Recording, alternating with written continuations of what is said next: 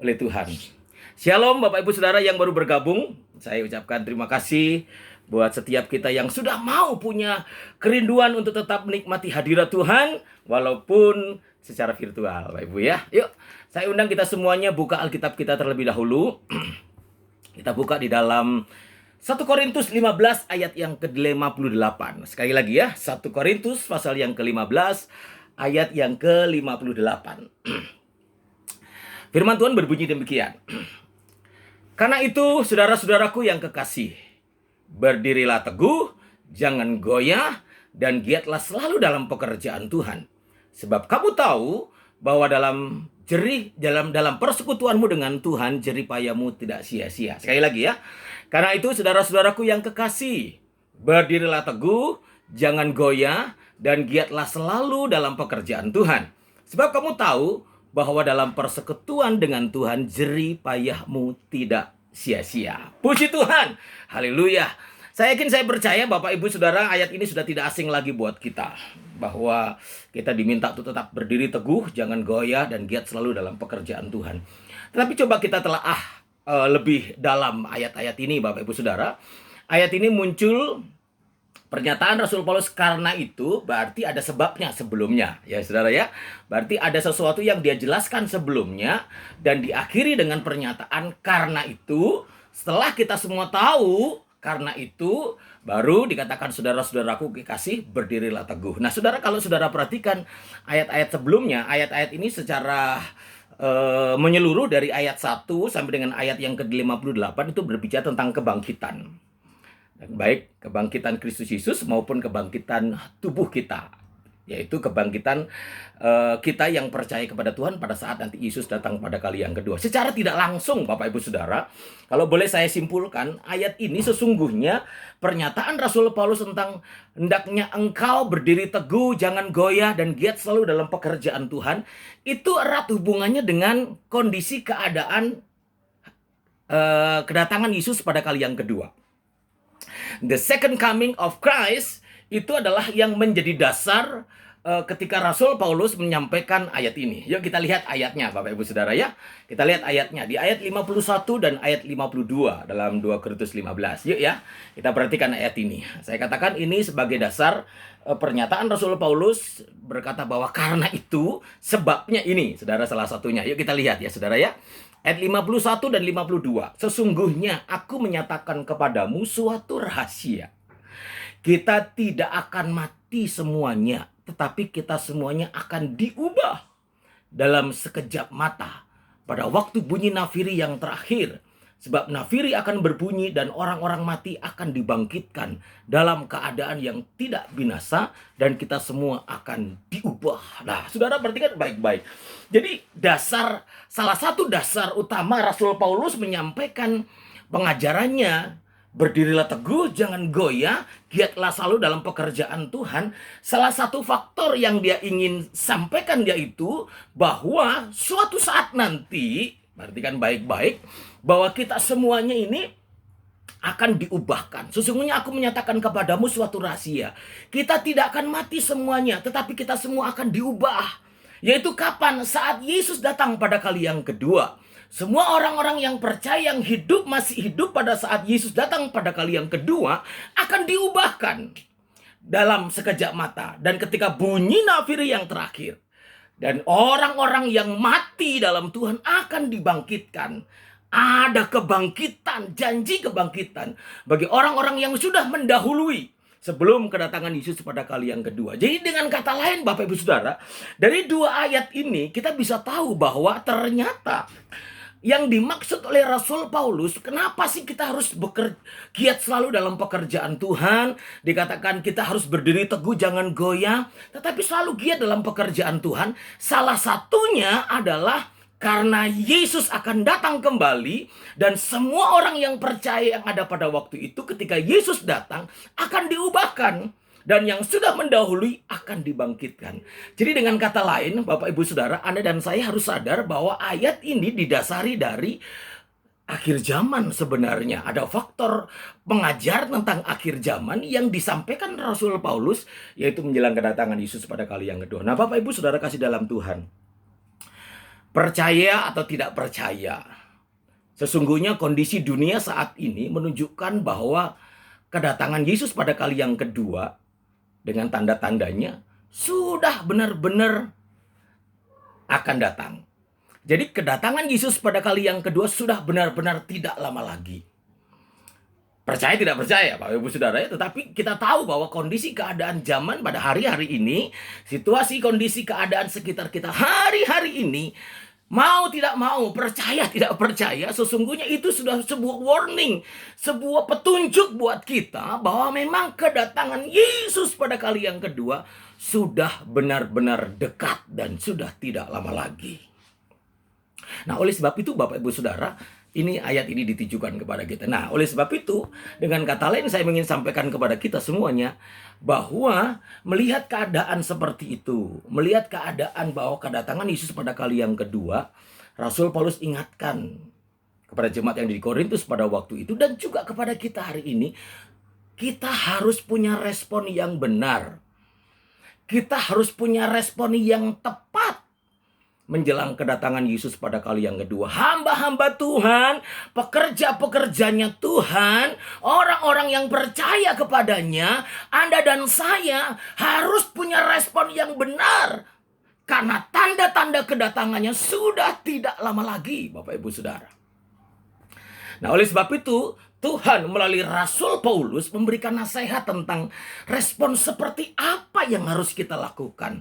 Respon yang seperti bagaimana yang bisa membuat kita menjadi pribadi yang kuat, menjadi pribadi yang siap pada saat Yesus datang pada kali yang kedua, yang notabene kita tidak tahu kapan dan tempat dan waktunya.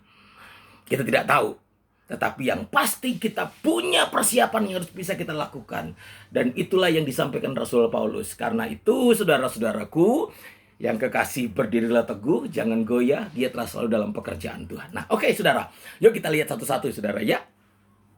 Respon kita yang harus kita responi menjelang kedatangan Yesus pada kali yang kedua, yang tanda-tandanya sudah semakin nyata. Sama seperti yang disampaikan Paulus kepada orang-orang di Korintus pada waktu itu, dan juga disampaikan kepada kita. Yaitu yang pertama, berdiri teguh. Ada 3 saudara ya, saudara sudah ada lihat di layar. Berdiri teguh. Yang kedua, jangan goyah. Yang ketiga, giatlah selalu.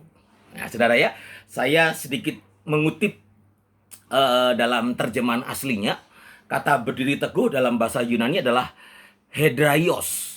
Sebutannya seperti itu. Sebenarnya kalau bahasa Yunani itu ada cara penyebutan yang berbeda. Kalau kita buat rebutan seperti bahasa Indonesia aja lah ya, mudahnya saja. Hedraios. Itu arti kata berdiri teguh. Dan diterjemahkan dalam beberapa kata, tapi salah satunya yang menarik buat saya adalah berdiri teguh itu diartikan dengan kata bahasa Indonesia tabah. Saudara ya. Terus yang kedua adalah jangan goyah. Dalam bahasa Yunani adalah ameta kinetos. Ya saudara ya. Nah, kata ini dalam bahasa Yunani diterjemahkan ke bahasa Indonesia, salah satunya, ada banyak, tapi salah satunya yang saya ambil yaitu sangat gigih. Dan yang ketiga adalah giat selalu. Dalam bahasa Yunaninya periseuo. Kalau diterjemahkan ke dalam bahasa Indonesia artinya tidak biasa saja. Menjadi hebat, unggul dan produktif. Nah, itu saudara. Jadi Rasul Paulus memberikan nasihat kepada orang-orang di Korintus pada waktu itu untuk menjadi pribadi yang tanggap terhadap kondisi keadaan zaman. Karena suatu saat nanti ketika Yesus datang pada kali yang kedua, kita semua akan diubahkan yang masih hidup. Dan yang sudah mati akan dibangkitkan. Kita akan mengalami hal yang dahsyat ketika kita bertemu dengan Tuhan. Dan yang harus Anda responi, reaksi seperti apa yang harus kita lakukan supaya kita menjadi pribadi yang siap menjelang kedatangannya pada kali yang kedua. Yaitu apa? Yang pertama, berdirilah teguh. Yang dalam bahasa aslinya hedraios itu diterjemahkan dalam salah satu bahasa Indonesia yaitu tabah. Bapak Ibu Saudara kasih dalam Tuhan, saya yakin, saya percaya kita jujur-jujuran saja bahwa kondisi pandemi saat ini mau tidak mau dan kita tidak bisa terelakkan dalam hidup kita, siapapun kita termasuk hamba Tuhan. Kita pun terkena imbasnya. Dan ketika kita terkena imbasnya, mau tidak mau Anda dan saya harus menjadi pribadi yang tabah dalam menghadapi segala tantangan dalam hidup kita. Kita harus menjadi pribadi yang tabah dalam menghadapi segala sesuatu yang terjadi dalam kehidupan kita. Dan yang kedua, kita harus menjadi pribadi yang sangat gigih, tetap punya gairah atau tetap punya semangat, never give up, tidak pernah menyerah, untuk terus bersekutu dengan Tuhan. Dan yang ketiga, untuk selalu giat dalam pekerjaan Tuhan. Nah saudara, ketiga arti ini menarik buat saya untuk saya sampaikan kepada kita. Tapi sebelumnya, yuk kita lihat dulu di dalam 2 Korintus 5 ayat 6 sampai 10, saudara ya. 2 Korintus 5 ayat 6 sampai 10, Rasul Paulus juga mengutip seperti ini, Bapak Ibu Saudara. Maka oleh karena itu, kami senantiasa tabah, ya, saudara ya, dalam menjalani pelayanan pekerjaan Tuhan, meskipun kami sadar bahwa selama kami mendiami tubuh ini, selama kami ada di dunia, kami masih jauh dari Tuhan. Sebab hidup kami ini adalah hidup karena percaya, bukan karena melihat. Tetapi hati kami tabah dan terlebih suka kami beralih dari tubuh ini untuk menetap pada Tuhan. Sebab itu juga kami berusaha, saudara, kata-kata gigih di situ. Kami berusaha, kami giat, baik kami diam di dalam tubuh ini maupun kami diam di luarnya, supaya kami tujuannya makin berkenan kepadanya. Sebab itu kita semua harus menghadap tahta pengadilan Kristus, saudara. Ini akhir zaman lagi, saudara ya. Supaya setiap orang memperoleh apa yang patut diterimanya, sesuai dengan yang dilakukan dalam hidupnya ini, baik ataupun jahat. Jadi Bapak Ibu Saudara yang kasih dalam Tuhan, kita tahu hari ini bahwa ternyata yang Rasul Paulus ingatkan kepada jemaat di Korintus, dia harus tabah, dia harus gigih, dia harus terus berusaha, terus giat, karena semuanya itu ada penilaiannya di hadapan Tuhan. Pada saat menghadap tahta pengadilan Kristus, setiap orang memperoleh apa yang patut diterimanya. Nah, Bapak Ibu Saudara dan saya, dari sini kita bisa melihat bahwa janji akan kedatangannya yang kedua kali, atau tanda-tanda akhir zaman yang terjadi hari-hari ini, harus menjadi motivasi besar dalam hidup kita, dalam hidup orang-orang yang percaya, dalam hidup para hamba-hamba Tuhan. Untuk apa? Yaitu yang pertama, untuk tetap gigih dalam menghadapi segala bentuk tantangan dalam keadaan apapun di akhir zaman ini. Yang kedua, untuk tetap bersemangat berjuang, untuk selalu bersekutu dengan Tuhan dalam keadaan apapun, Bapak Ibu Saudara. Dan yang ketiga, untuk tetap antusias melayani Tuhan dengan luar biasa, extraordinary, apapun situasi dan kondisinya. Nah, Bapak Ibu Saudara, ini menjadi sedikit peringatan kepada kita. Apakah sudah sejauh ini ketika pandemi ini terjadi dan berimbas dalam kehidupan kita serta pelayanan kita, serta hal-hal rutinitas yang kita lakukan, apakah Anda dan saya masih didapati tetap tabah dalam menghadapi segala sesuatu? Apakah kita tetap bersemangat gigih berjuang untuk selalu rindu bersekutu dengan Tuhan? Bapak Ibu Saudara, hari-hari ini banyak orang akhirnya mentoleransi yang namanya persekutuan dengan Tuhan. Alamak, udah nggak ada ibadah ini, nggak ada ibadah di gereja, nggak ada doa pengerja di gereja dan lain sebagainya. Ya sudahlah. Akhirnya tanpa disadari, sedikit menurunkan kadar semangatnya untuk tetap gigih berjuang, selalu bersekutu dengan Tuhan. Apalagi kalau ketika sebelum masa pandemi ini sudah jarang-jarang ikut doa, saudara ya. Terus sekarang apalagi ditambah kondisi seperti ini, wah lebih lagi saudara, malah jarang-jarang berdoa. Tetapi hari ini Tuhan ingatkan, apakah kondisi keadaan zaman ini semakin menyadarkan kita, semakin memotivasi kita untuk semakin bersekutu dengan Tuhan atau tidak? Apakah kita semakin disadarkan, oh iya Tuhan semakin dekat ini, aku harus semakin terus berjuang, bersekutu dengan Tuhan. Aku harus terus punya antusias untuk terus melayani Tuhan. Bahkan pelayanannya tidak biasa-biasa saja. Harus lebih di atas standar, saudara. Harus extraordinary. Nah, itu yang Tuhan ingin katakan kepada kita semua malam hari ini, para hamba-hamba Tuhan. gembala-gembala, pelayan-pelayan Tuhan yang melayani sidang jemaat Tuhan yang Tuhan percayakan kepada kita. Tuhan mau kita menjadi pribadi yang kuat, yang tabah. Dan itu yang akan mentransfer kepada jemaat yang kita layani. Kita menjadi pribadi yang gigih, bersemangat melayani Tuhan, bersekutu dengan Tuhan, dan itu transfer kepada jemaat yang kita layani. Kita harus punya antusias untuk melayani Tuhan dengan extraordinary. Kita harus minta kekuatan Tuhan. Bersyukur GUP mengadakan KKR misi. Itu extraordinary, saudara. Itu melayani lebih dari biasa-biasa saja. Mempergunakan kesempatan yang ada untuk semakin menabur firman, untuk semakin memberitakan firman penginjilan, semakin disebarluaskan, Bapak Ibu Saudara. Ini penting buat kita menjelang kedatangan Yesus pada kali yang kedua, Bapak Ibu Saudara. Saudara, Anda pasti tahu siapa dia, Muhammad Ali, saudara ya. Muhammad Ali itu adalah petinju legendaris yang dahsyat, yang hebat. Saya melihat melihat di Google ya tentang karirnya dia. Dia adalah menurut banyak pemberitaan dia adalah petinju yang sampai dengan saat ini rekornya belum terkalahkan. Karena petinju-petinju yang lain biasanya memperoleh gelar juaranya itu dalam 5 kali pertarungan berikutnya kalah, akhirnya gelarnya hilang, saudara. Mike Tyson yang hebat itu di pertandingan yang ke-6 dia kalah, saudara. Nah, tetapi Muhammad Ali ini di pertandingan ke-10 sampai pertandingan ke-10 setelah dia beroleh gelar, masih gelarnya, dan itu pemecah rekor. Baru pertandingan ke-11 dia kalah, saudara ya. Jadi Muhammad Ali ini hebat sekali. Dia lahir tahun 1942 dan meninggal tahun 2016 kemarin. Nah, saudara, Muhammad Ali pernah berkata begini, saudara. Ini dalam dunia pertinjuan, mengalami berkali-kali pukulan sampai jatuh itu biasa.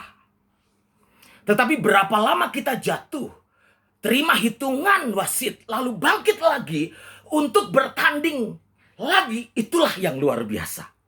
Saudara, Muhammad Ali berkata bahwa kalau aku kena pukulan, terus aku jatuh, itu udah biasa. Karena petinju memang seperti itu. Tetapi ketika aku punya gairah untuk tetap bangkit, punya semangat untuk bangkit, sebelum hitungan ke-10 oleh wasit, aku bangkit dan aku selesaikan pertandingan. Walaupun kalah nantinya nggak apa-apa, tapi aku selesaikan pertandingan. Itu yang luar biasa. Waduh, saudara, ini mengingatkan kita sebenarnya, apapun yang terjadi dalam kehidupan kita hari-hari ini, saudara ya, bagaikan pukulan yang datang bertubi-tubi mungkin menghantam dan mungkin saja membuat kita terjatuh. Karena memang situasi dan kondisi pandemi yang seperti ini. Tetapi kita tidak boleh menyerah. Kita harus bangkit. Kita harus tetap punya semangat. Kita harus punya antusias untuk tetap bersekutu dan melayani Tuhan. Prinsipnya yang dipegang oleh Muhammad Ali itu membuat dia tetap survive walaupun akhirnya dia juga kalah juga, saudara ya. Tetapi yang menarik buat saya bukan masalah dia akhirnya, ya memang manusia habis juga gitu saudara. Tetapi yang saya ingin tekankan kepada kita, yuk kita masih punya gairah enggak untuk tetap tabah dalam menghadapi situasi yang seperti ini. Tetap punya gairah enggak, semangat untuk tetap bersekutu kepada Tuhan walaupun kita tahu terjadi banyak hal yang menghalang-halangi kita untuk bersekutu. Apakah kita tetap punya keyakinan extraordinary untuk melayani Tuhan? Untuk tetap punya gairah untuk memberitakan firman. Punya gairah untuk apa saja yang kita lakukan untuk menabur Injil dimanapun kita berada. Hari-hari ini kesempatan buat kita untuk berbicara tentang Injil. Jujur Bapak Ibu Saudara, saya sengaja memang membuat channel YouTube saya supaya saya punya kesempatan untuk bisa berbicara kepada banyak orang. Dan saya bersyukur sekali ada beberapa orang yang berkomentar, ada yang dari Jepang, ada yang dari Hong Kong, ada yang dari Amerika dan lain sebagainya. Saya bersyukur dan saya berdoa terus supaya di mana Injil diberitakan, di situ banyak jiwa yang dilawat oleh Tuhan. Itu adalah sebuah gairah yang harus kita lakukan. Untuk apa? Untuk semakin melayani Tuhan di masa-masa yang seperti ini. Kita tetap menjadi orang-orang yang extraordinary. Jangan jadikan kondisi pandemi COVID-19 ini sebagai alasan untuk kita mengendorkan kualitas pengiringan kita kepada Tuhan. Jangan biarkan kondisi ini mengendorkan kerinduan kita untuk bersekutu dengan Tuhan. Jangan biarkan kondisi ini mengendorkan antusiasme kita dalam melayani Tuhan. dan pekerjaannya. Bapak Ibu Saudara, ini penting buat Anda dan saya. Sebab itu Tuhan mau tetaplah tabah dalam menjalani kehidupan. Tetaplah gigih bersekutu dengan Tuhan. Tetaplah giat selalu dalam pekerjaan Tuhan. Itu yang Tuhan mau dalam hidup Anda dan saya. Ingat baik-baik Bapak Ibu Saudara. Firman Tuhan tadi di bagian yang terakhir mengatakan, dalam persekutuanmu dengan Tuhan. Dalam segala hal yang engkau lakukan untuk Tuhan. Dalam setiap taburan-taburan firman, setiap taburan-taburan pelayanan yang engkau lakukan, sekecil apapun, ingat baik-baik dalam persekutuanmu dengan Tuhan. Ketika engkau mau bersekutu dengan Dia, walaupun engkau harus sedikit menggeser jadwalmu hanya untuk mau bersekutu dengan Tuhan, firman Tuhan bilang, jerih payahmu tidak sia-sia. Itu semua Tuhan perhitungkan. Sebab itu tuh firman Tuhan hari ini. Kalau boleh saya kasih tema hari ini. Jadi setelah dijelaskan dulu baru temanya sekarang. Temanya yaitu jangan kasih kendor.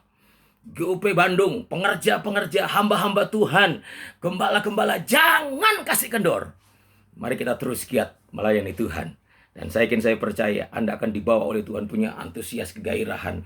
Dan Anda dan saya pasti akan tetap beroleh kemenangan di tengah-tengah kondisi yang mungkin buat kita tidak menentu. Tapi tidak menutup sebuah usaha buat kita, tidak menutup sebuah kemungkinan bahwa Tuhan pasti akan memberkati kita di tengah-tengah kondisi yang seperti ini. Sebab itu jangan kasih kendor. Ingat baik-baik firman Tuhan dalam doa pengerja malam hari ini. Judulnya adalah jangan kasih kendor. Mari kita berdoa.